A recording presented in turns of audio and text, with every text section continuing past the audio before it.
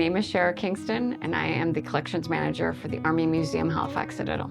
Today we brought in a medal grouping belonging to Lieutenant General John Winburn Laurie. Brought this artifact because the vastness of the person who it is attributed to. Born in London, England, Lieutenant General John Winburn Laurie began his distinguished military career by joining the British Army in 1853 at 18. In his early years of service, Laurie toured the world, going from conflict to conflict until 1862, when he made landfall in Nova Scotia and started laying down roots. Laurie was a man of many talents and transferable skills. As he ascended the military ranks, his political star also rose. Following the Northwest Resistance of 1885, where he served as Canada's highest-ranking officer, Laurie was appointed Lieutenant General and, in the same year, secured a seat in the House of Commons as Shelburne's Conservative MP. After making his mark in Canada, the Lieutenant General returned to England, where he would remain until his death in 1912. Welcome back to Militaria, Shara. Can you tell us what you brought in from the Army Museum today? Absolutely. So I brought in a series of medals for Lieutenant General John Winburn Laurie. This is a British officer that performed duties as a British officer but was brought to Canada to oversee the militia here.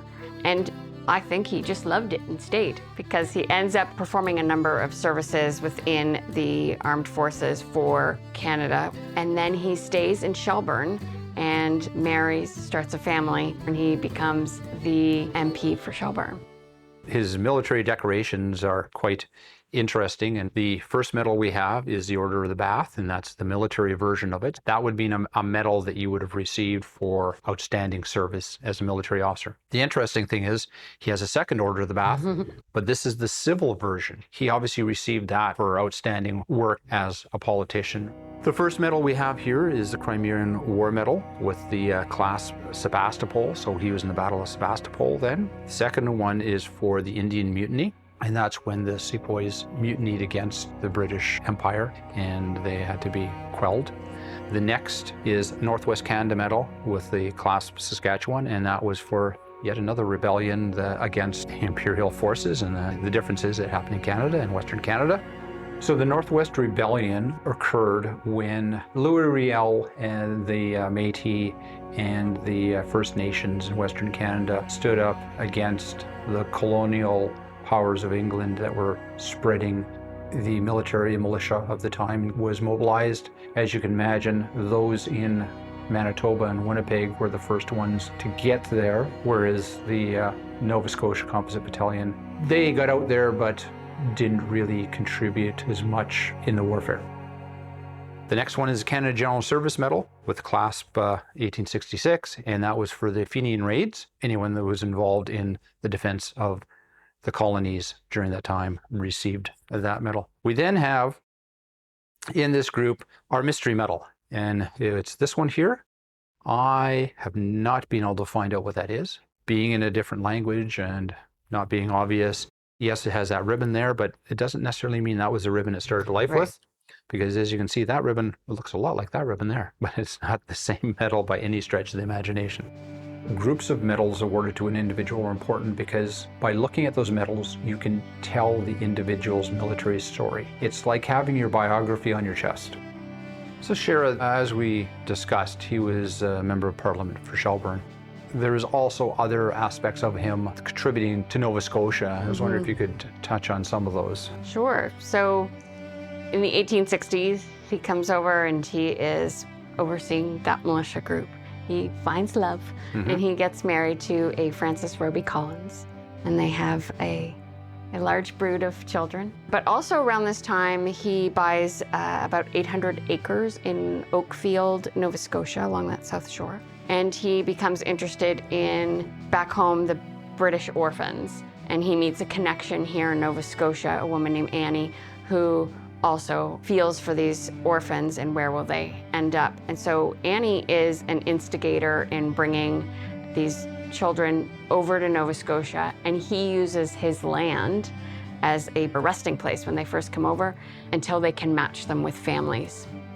And as you say, he had a large brood of children. There were 3 sons and at least 3 or 4 daughters, I believe. I guess as was normal at the time, the sons followed dad's career path and all became officers in the British Army. One of them, whose name was also John, because he was the eldest, went to the Royal Military College of Canada. And what was normal at the time is once you graduated from military college and received your commission, there was very, very, very few positions in the Canadian military for full-time officers. So most of them went over to England and served there, as John did. He joined the King's Own Regiment and served in South Africa. Yep. And unfortunately, he was killed over there during the South African War, and he is on the memorial here in Halifax, the South African War Memorial downtown. Second son joined the Royal Irish Rifles, and he served in South Africa and the First World War. And unfortunately, quite early on in the First World War, 1915, he was killed leading his soldiers over the top on yet another attack. And unfortunately, he didn't make it, but by this time, fortunately for John Sr., he had passed away in 1912, so he didn't know that this son passed away. John Sr. had quite a distinguished military career and many campaigns. He was in harm's way and made it through fine, and the son's not so lucky. So Cheryl, thank you so much for bringing this in. How did we obtain them in the first place? We don't have a record on this. So our institution opened in 1953, and obviously I wasn't around then. So sometimes we find things in the mystery pile of not knowing how they came to us. You must have some idea what you want to do with this stuff. We do. So there has been, in the past year, some cleaning and triage. We never really fully clean a medal because sometimes the grit and the grime on it is part of the story, but enough to sort of maintain it a little bit longer.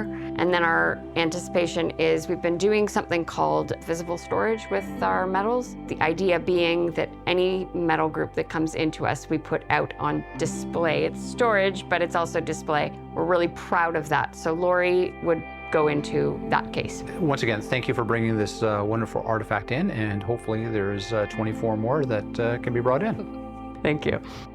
Well, obviously medals are an object of honor. Because you're awarded medals, they have a sort of a depth and a seriousness in which we want to honor.